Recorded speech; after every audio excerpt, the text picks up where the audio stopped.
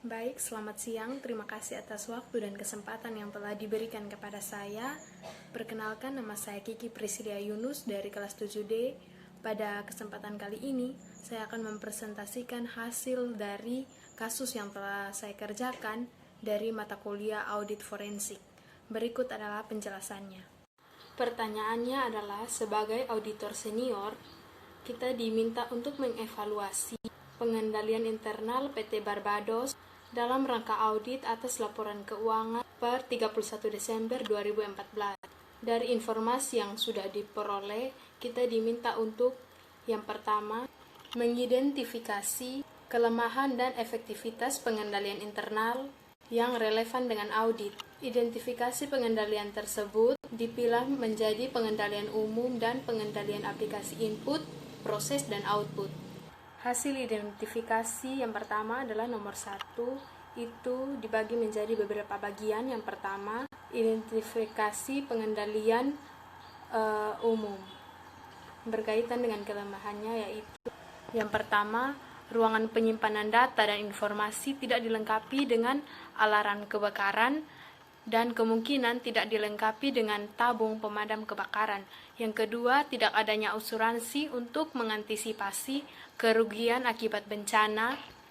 Yang ketiga, data informasi tidak dilengkapi dengan antivirus. Kemudian yang keempat, dalam pengolahan data informasi akuntansi, perusahaan tidak dilengkapi dengan alat UPS untuk antisipasi perubahan tegangan listrik. Kemudian yang kelima adalah kemungkinan ruangan komputer tidak dilengkapi dengan kamera pengintai atau CCTV untuk antisipasi adanya penyusup.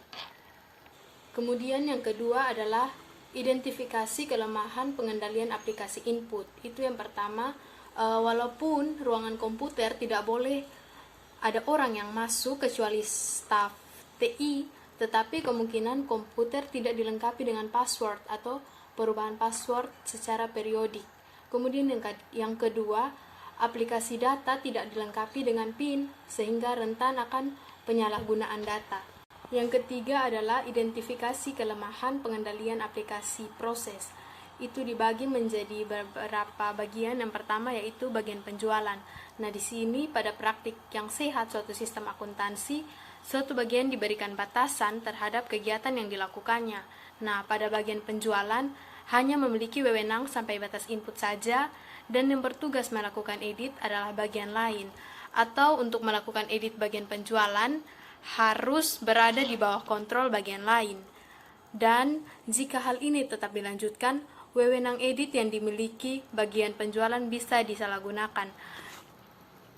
Dalam proses pembuatan daftar order penjualan, apabila terjadi perbedaan dengan order penjualan, maka dilakukan perbaikan pada proses order berikutnya, tidak dilakukan saat kesalahan diketahui. Nah, di sini pada departemen penjualan, koreksi dilakukan pada saat perbedaan diketahui dengan cara manual. Kemudian yang kedua yaitu bagian operator atau TI. Yang pertama yaitu yang melakukan kontrol terhadap pekerjaan pada bagian operator itu tidak ada. Padahal untuk suatu sistem penjualan, bagian ini memiliki pekerjaan yang sangat banyak. Kemudian yang kedua, bagian TI tidak seharusnya memiliki kewajiban untuk melakukan pemuktahiran buku besar penjualan, karena tugas tersebut merupakan tugas dari bagian akuntansi. Kemudian yang ketiga adalah bagian akuntansi. Nah, di sini dalam pemuktahiran buku besar penjualan atau dasar penjurnalan yang ada pada bagian akuntansi terlalu sedikit, di mana saat ini bagian akuntansi sudah bias melakukan penjumlahan cuma dengan dokumen slip tagihan dan daftar tagihan. Pada dasarnya, praktik akuntansi yang diterapkannya kurang sehat. Seharusnya proses perbandingan antara faktur penjualan dengan slip tagihan dan dokumen pengiriman juga harus dilakukan oleh bagian akuntansi. Walaupun hal ini sudah dilakukan oleh Departemen Kontrol Persediaan, karena seharusnya Departemen Persediaan hanya memiliki daftar persediaan sebatas kartu stok saja, dan kartu persediaan seharusnya ada pada bagian akuntansi. Kemudian identifikasi kelemahan pengendalian aplikasi output, itu di mana setiap laporan penjualan dan dokumen sumber tidak disimpan dalam bentuk hard copy, tetapi hanya disimpan dalam bentuk soft copy saja. Kemudian soal nomor 2 yaitu mengidentifikasi what can go wrong terhadap kelemahan yang teridentifikasi tersebut.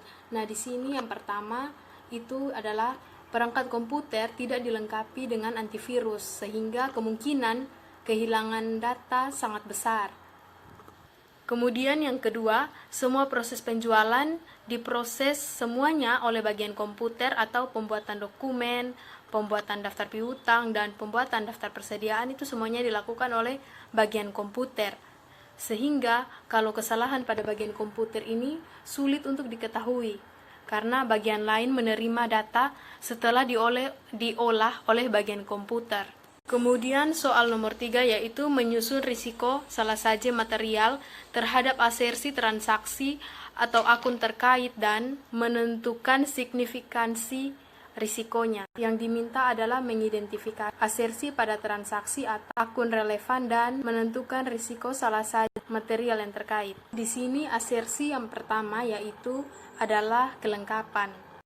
Dan risiko salah saja material kelengkapan ini adalah yang pertama, memastikan bahwa semua penjual sudah dibuat faktur dan tingkat risikonya adalah sedang. Kemudian yang kedua, semua penjualan telah dibukukan ke dalam daftar penjual dan buku besar. Di sini juga tingkat risikonya sedang.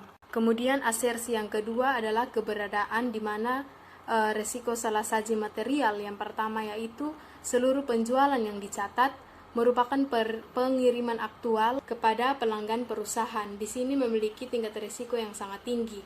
Kemudian yang kedua adalah memastikan faktur penjualan sudah cocok dengan dokumen pengiriman dan order penjualan. Di sini tingkat risikonya rendah.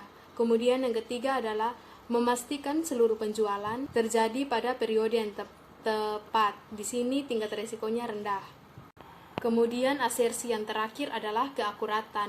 Di sini risiko salah saja materialnya yang pertama yaitu memastikan faktur penjualan telah disiapkan dengan benar. Di sini tingkat risikonya yaitu sedang. Kemudian yang kedua adalah memastikan bahwa penjualan kredit sudah diinput pada daftar piutang. Di sini tingkat risikonya juga rendah. Sekian presentasi dari saya, semoga bermanfaat. Tuhan Yesus memberkati.